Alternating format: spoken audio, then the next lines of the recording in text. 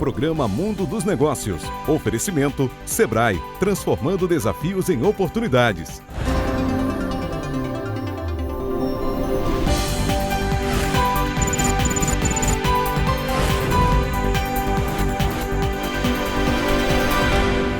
Olá, bom dia! Estamos começando mais um programa Mundo dos Negócios. Hoje, o Mundo dos Negócios recebe um nome que é sinônimo de experiência, inovação e excelência quando o assunto é realização de eventos, grandes eventos.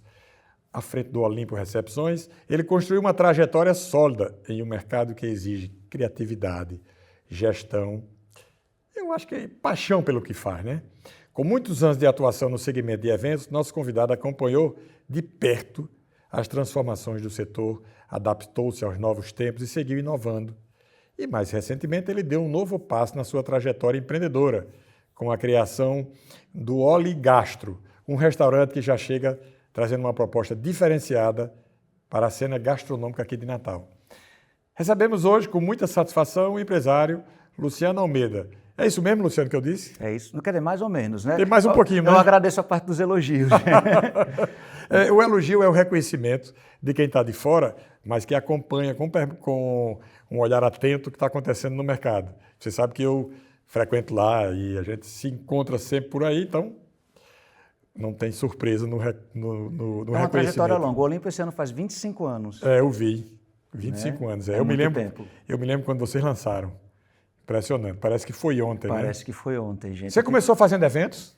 Eu tinha 19 anos naquela época. Sim. E eu nem esperava que fosse assumir aquilo ali, né? Na verdade, papai sempre foi um homem muito empreendedor, que você conhece bem. Marina Eugênio, deu o perfil. Papai sempre foi um homem muito empreendedor, sempre gostou de novidade, né? Sempre foi conhecido na cidade por ser um cara muito ativo. E ele veio com essa ideia de negócio porque a nossa família era muito festeira, né? Adorava fazer festa. E ele viu aí uma oportunidade de negócio. E na época eu tinha 19 anos, quando a obra do Olimpo começou. E no dia da inauguração, que você estava presente, eram aproximadamente 1.000 convidados. Ele chama os filhos para o palco e fala assim, eu não abri para mim, abri para os filhos.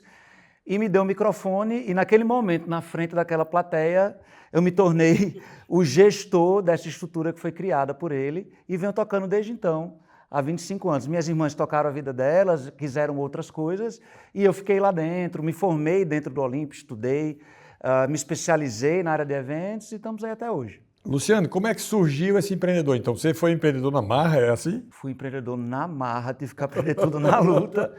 E aí Você sabe que essa é uma característica do empreendedorismo nosso, daqui, né?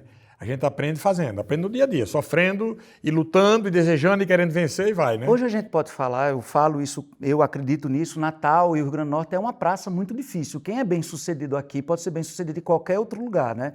Nós somos um estado muito bairrista, nós somos um estado muito difícil de lidar, entendeu? Pequenininhos, às vezes com economia não tão grande.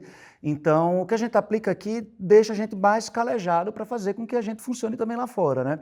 Então, eu admiro muito os empresários daqui. Então, é muito difícil uma pessoa por conta própria, eu acho, querer empreender, entendeu? Eu acho que você tem que ter uma herança empreendedora, um pai, uma mãe empreendedor, ou uma oportunidade muito interessante. Eu, graças a Deus, tive os dois. Sim. Né? Mas eu acho que de repente é uma equação aí entre herança e oportunidade que faz a gente empreender e lutar para que nosso estado cresça e seja cada vez melhor. A gente tem eu vivo dizendo que o empreendedor aqui tem que ser otimista. Ele é obrigado a ser otimista, porque se ele tiver qualquer tracinho de baixo astral, ele desiste. Porque você tem um cipual de ações provocadas pelos mais diversos fatores que sempre estão atrapalhando, sempre estão botando um empecilho, sempre estão agindo na contramão de quem quer empreender. Você também tem essa percepção? Com certeza. Na verdade, eu estava comentando isso com um grupo de funcionários ontem, dentro da nova empresa que é o restaurante. Eu treino muitos funcionários para eles terem uma noção exata de onde eles estão, quanto que eu preciso produzir de valores para poder pagar o salário deles. Sim. Então, meus funcionários todos eles entendem o quanto eles recebem, mas o quanto que eles custam para a empresa. E é uma equação completamente diferente aqui no Brasil. Então, a gente que é empresário, a gente já está habituado a ser o grande vilão da história, né? A gente é vilão... Na realidade, os invejosos, a turma do contra, os que têm um oportunismo emergencial para eles implantam ou divulgam essas coisas, quando, na verdade, a gente sabe que as empresas são elas que geram os empregos, são elas que geram o desenvolvimento, são elas que fazem a vida da sociedade ter movimento. já dizia Margaret Thatcher, né? Não existe dinheiro público, existe o dinheiro que o Estado retira do empreendedor individual que produz, né? O que o Estado gasta é uma parcela daquilo que ele está tomando, né? Ou recebendo, para ser uma linguagem mais suave, do que a gente produz. Então, na verdade, o empreendedor ele é fundamental para a subsistência do Estado e do trabalhador, né? A gente é como aquele eixo de ligação, né? No jogo de futebol que a gente está de Copa, a gente é o meio de campo, né? A gente ajuda para trás, ajuda para frente. Corre para lá e para cá, para lá e para cá. E é o que menos ganha, né? Na verdade, porque a gente é menos valorizado. Não, e é quem mais trabalha. Eu acho que, na verdade, é como se eu, enquanto empresário, pudesse comprar alguma briga ou odiar o meu cliente. Eu tenho que amar o meu cliente, ele que paga minhas contas. Para o Estado, nós contribuintes, lato sensu, incluindo os empresários, somos os clientes do Estado. Quem mantém? Nós que fornecemos a renda para o Estado existir. Então, deveria também ter uma relação entre o Estado e o empresário de mais respeito, de mais assim, ó, vamos ter uma troca? Às vezes eu brinco no Olímpico assim, nem sempre o cliente tem a razão. A gente tem um propósito de viver, só que a gente precisa ouvir. E aquele cliente precisa ser bem tratado, precisa querer voltar, né? Precisa achar bom aquilo que ele está tendo. Então, eu não entendo, eu tenho dificuldade de entender quando, enquanto cliente do Estado, a gente não é enxergado da mesma forma. E é exatamente isso. Então, quando você elimina o cliente da sua empresa, ou seja, você elimina o empresário contribuinte, você está eliminando a própria subsistência do Estado. Ele vai quebrar como uma empresa quebra, o Estado quebra e fica sem serviço. Então, sofre toda a população, que perde todos os serviços que deveriam ser comuns a todos, né? Qual foi o seu primeiro passo nessa jornada depois que você foi, digamos assim, induzido a empreender? Fui tornado empresário. Foi tornado empresário. Olha, Doravante, você vai tocar isso aqui. Vai ter que fazer, vamos embora. Na verdade, eu preciso entrar na empresa, né? Eu, enquanto jovem, eu não podia me colocar no local de administrar nada. Eu acho muito importante você entender o seu negócio. Adquirir a cultura do negócio. Não apenas adquirir a cultura do negócio. Hoje eu digo assim, eu sou um empresário, mas eu sou capaz de atuar em qualquer posição dentro do meu negócio. Porque você aprendeu a fazer a gestão. Isso para mim é essencial, para você primeiro entender o que o teu funcionário está passando no cargo dele. É importante que a gente entenda isso para poder opinar, para poder aconselhar, para poder contratar. E também para conhecer um pouco melhor a empresa. Então foram anos que eu fui para a cozinha, dirigi caminhão, montei festa, carreguei coisa na cabeça, montei móveis, né? Então todo mundo sabe desse histórico. Mas esse lado não vai para o mercado, né? Não vai. Fica restrita ali a situação. Isso é porque a gente sabe que os pequenos e os médios empresários, eles trabalham muito e fazem um esforço que não é só dele, é um esforço familiar, até viabilizar os negócios, até as empresas evoluírem, é um esforço coletivo muito grande. Eu gosto muito de dizer, Luciano, que é o seguinte, as empresas, para quem as tem, elas são extensão das suas casas. Então, qualquer coisa que desagrada a empresa ou que desagrada o entorno, o universo da empresa, ela desagrada quem está à frente, porque a gente vê que é uma extensão. Teve uma época que queriam que as empresas aqui contratassem apenados. E eu fiz uma defesa das empresas e contra essa posição, dizendo exatamente isso. Poxa, mas a empresa é a extensão da família. Então, se a empresa é da família, você leva para lá, tá o filho, às vezes está a mãe, está o pai, está não sei quem, sempre ali. E você não quer, muitas vezes, submeter a empresa a uma convivência que ninguém gostaria de ter. Então, sempre nesse propósito de valorização da empresa, porque esse é o nosso grande drama. Luciano, como empresário, qual é a satisfação que você tem hoje tocando o Olimpo, tocando essas festas, esses eventos, tocando o restaurante agora? Como é que, depois eu vou já perguntar a você também, eu quero saber como é que está o restaurante, como é que é a estrutura do restaurante. Eu ainda não fui lá, eu passei, olhei. Tá bem legal. Mas minha mãe foi lá e elogiou, disse que gostou muito. Oh, coisa boa.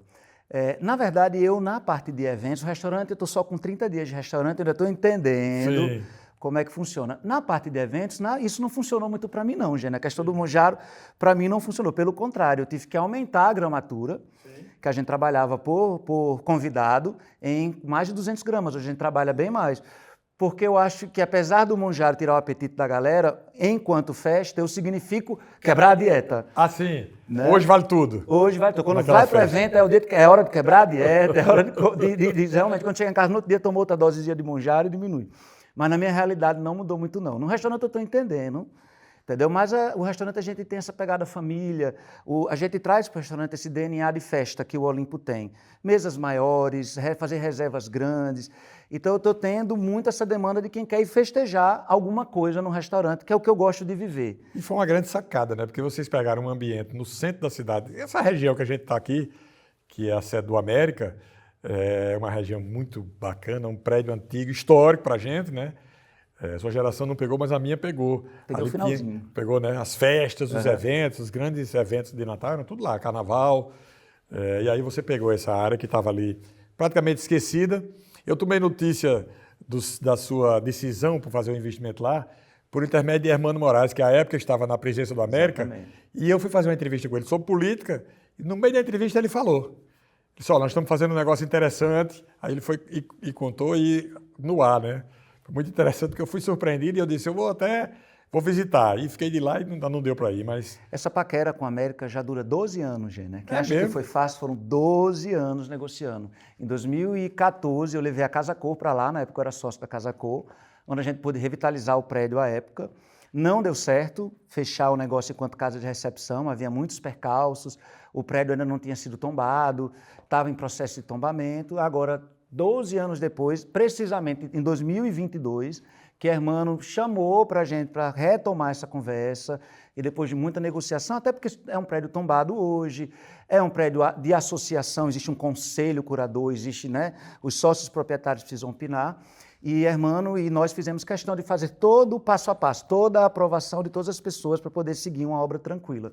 E agora, 12 anos depois que a gente está vindo com o empreendimento. É difícil, mas a gente consegue. Mas essa é uma boa característica, né? Nunca desistir. Persistência, sempre. Persistência, e resiliência. Né? Eu acho que é persistência e resiliência, mas tem uma coisa também que a gente tem que considerar, paciência. E pouquinho de atrevimento. Ousadia, né? Tem que ter. Nós vamos fazer um breve intervalo e voltamos já conversando aqui com Luciano Almeida. É bem rapidinho.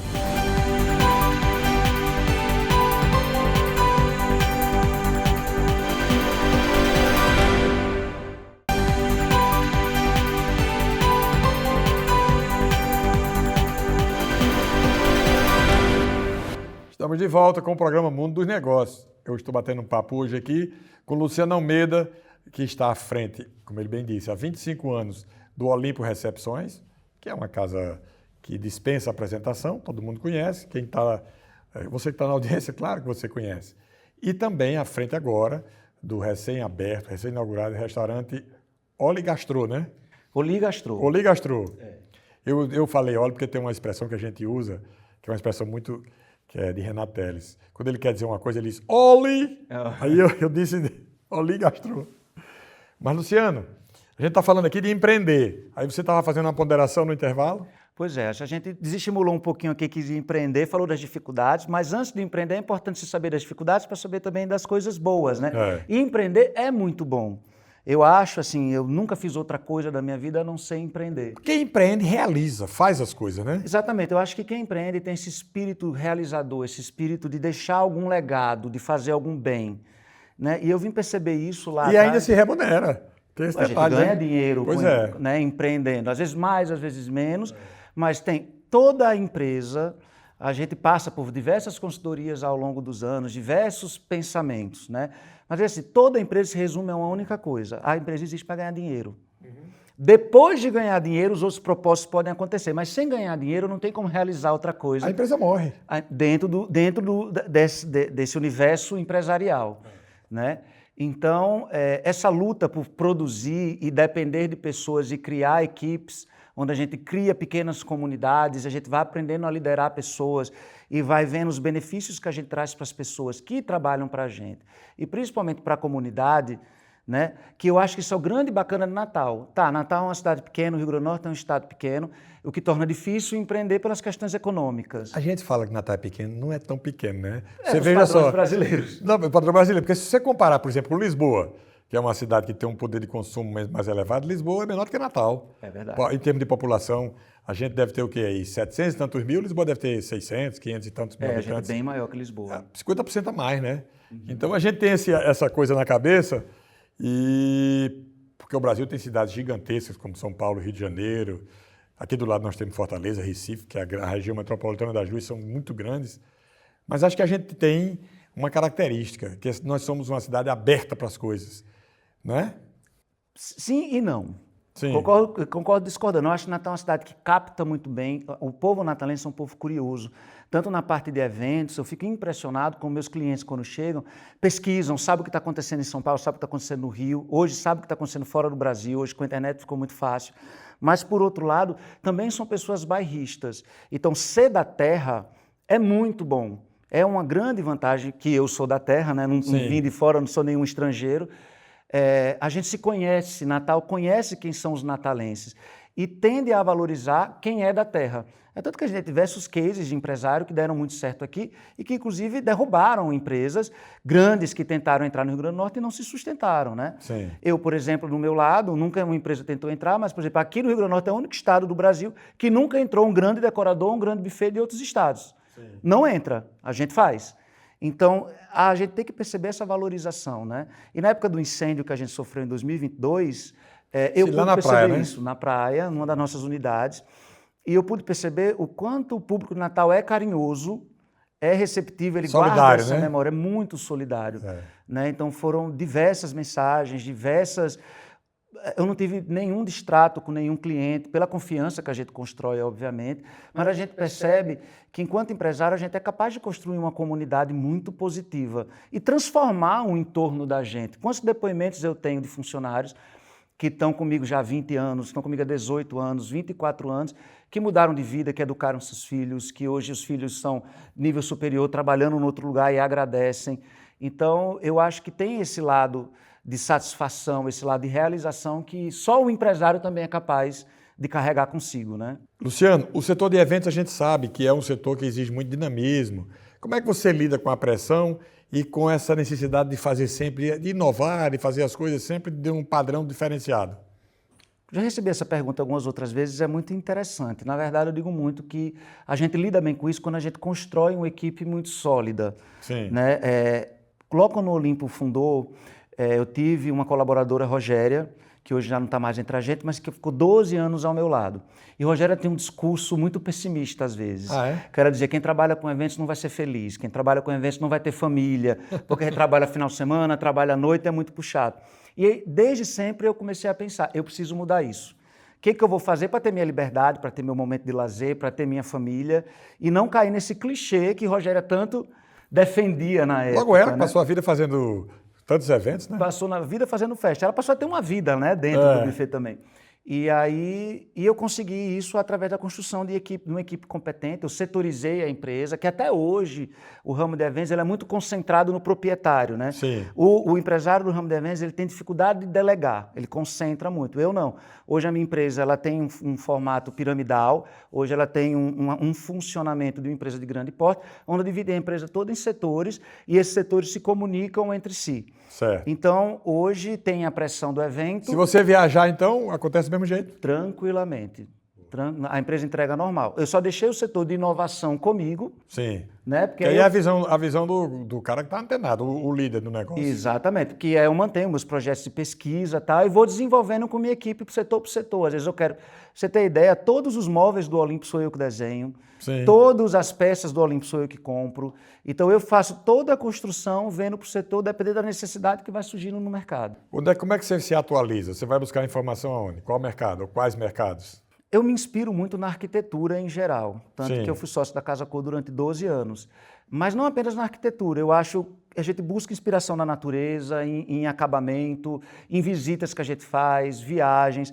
Então é um mercado muito diverso. Na gastronomia que a gente come, o clima do restaurante onde a gente foi. Então, na verdade, é um olhar que tem que estar sempre atento, sempre vigilante para pensar assim, o que eu posso extrair daqui e trazer para o meu dia a dia. Isso é a vida do empreendedor, né? Do empresário, né? Exatamente. A gente nunca, ligado, a gente nunca né? descansa. Não desliga, né? Tudo a gente aprende. Às vezes, quando eu viajo para fora, eu fotografo as coisas e mostro para as pessoas que trabalham comigo. Elas ficam impressionadas. Pô, você não foi relaxar, não? Eu digo, eu fui, eu relaxo assim. Exatamente. É impossível. E também, se tirar a gente desse dinamismo, a gente também não sabe o que fazer. Não, você perde o sentido das coisas, né, da vida, né? Porque você se envolve com um ritmo de trabalho dentro do seu segmento que você gosta de fazer. Se você sair dali, você vai fazer o quê? Vai ficar fazendo o que você não gosta? É aquele velho ditado, né? Se não pode ir contra ele, se junte. a ele, né? Então, na verdade, o empresário ele sempre tem que estar ligado no negócio. O negócio está vivo constantemente. Então, a gente se acostuma com essa dinâmica de estar olhando, de estar aprendendo. Isso passa a ser nosso estilo de vida, na verdade. E é muito bom. Eu adoro estar atento. Né? Vou relaxar, vou pensar em nada. Meu Deus, vou pensar em quê? A realização pessoal. Como é que você encara o empreender em termos de fazer a realização pessoal? Você se realiza profissionalmente no que você faz? Eu me realizo profissionalmente com o que eu faço. Para mim, eu fui conduzindo minha vida num formato onde a empresa passou a ter uma importância muito grande na minha vida. Como de resto na vida dos empreendedores em geral. Exatamente. Eu não tive filhos, então eu digo que o Olimpo é um filho que eu vou deixar. Meus funcionários eu trato com muito afeto, às vezes até mais do que deveria.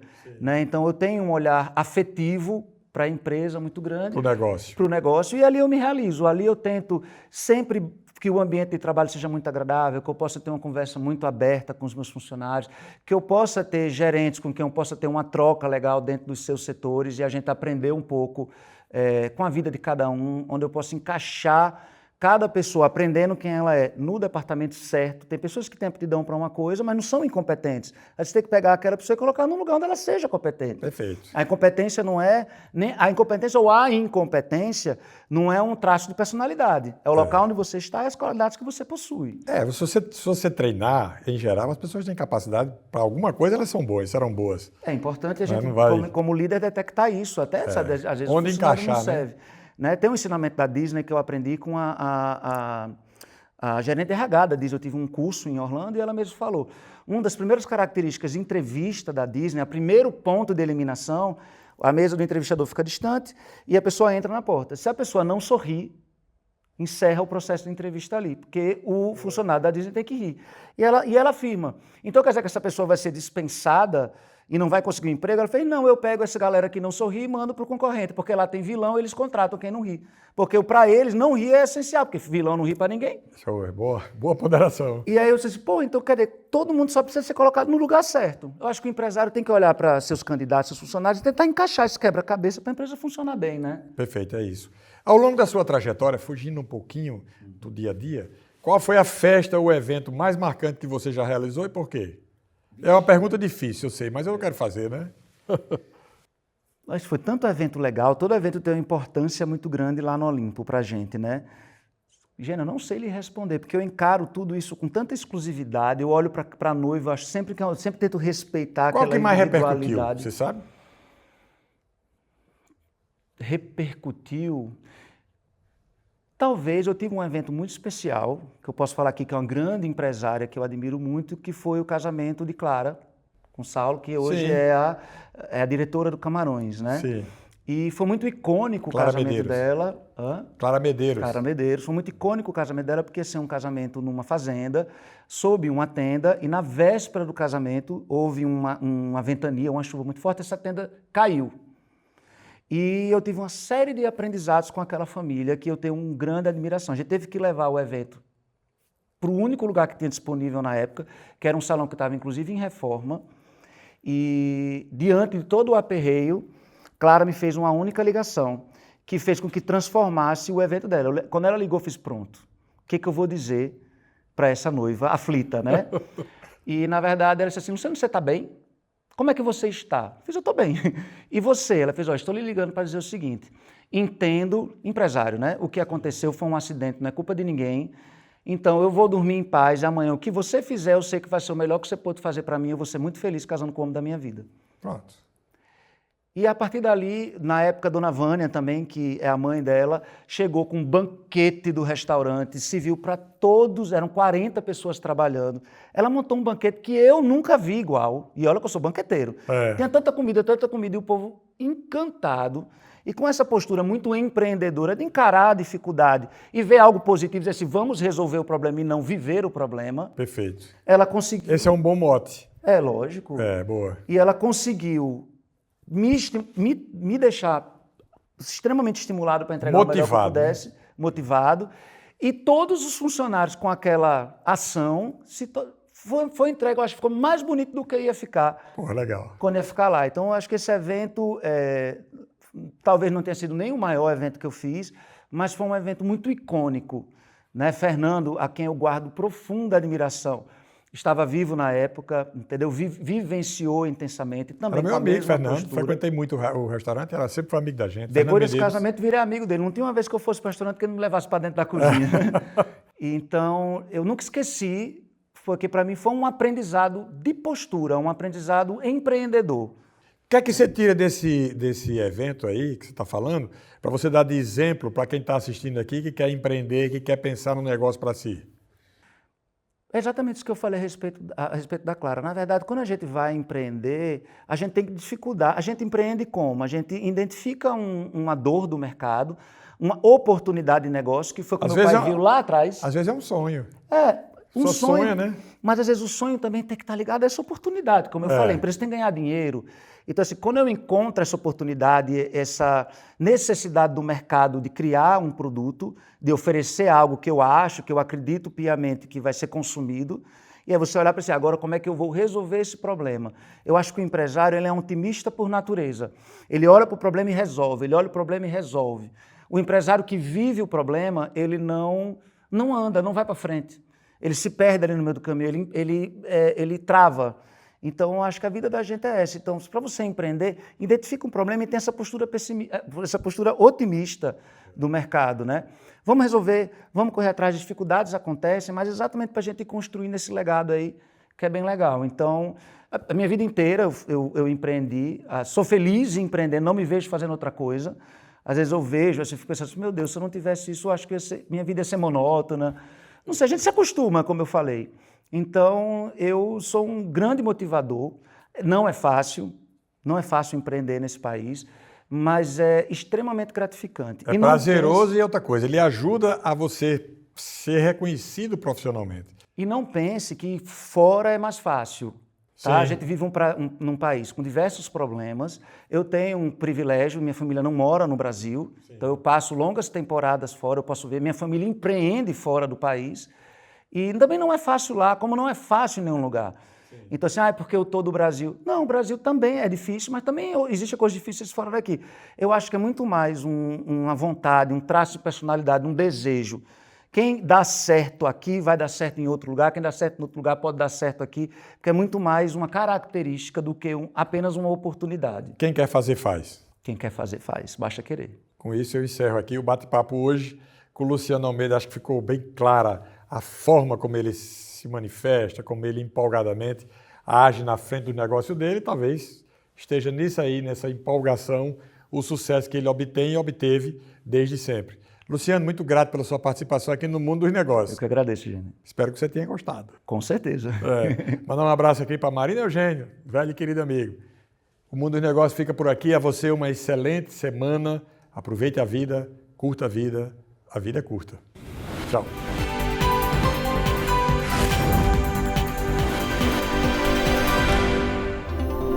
Programa Mundo dos Negócios. Oferecimento Sebrae, transformando desafios em oportunidades.